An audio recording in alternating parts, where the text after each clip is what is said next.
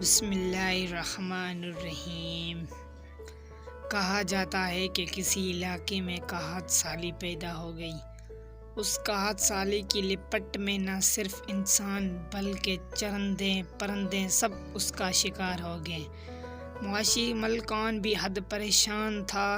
اس دوران ایک مسجد کے مولوی نے جمعے کی خطبے میں یقین کے ساتھ یہ بات بتائی کہ اللہ کا نام لے کر یعنی بسم اللہ الرحمن الرحیم پڑھ کر دریا کو حکم دے جائے تو وہ بھی نافرمانی نہیں کرتا۔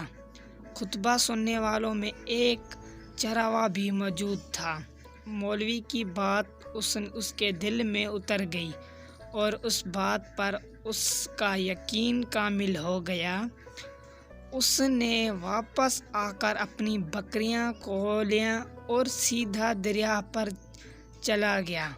اونچی آواز سے بسم اللہ الرحمن الرحیم پڑھا اور دریا کو کہا وہ اپنی بکریاں چرانے کے لیے دوسرے پار جانا چاہتا ہے، اور اس کے وقت اسے کہا کہ مجھے اپنے اوپر سے گزرنے دے۔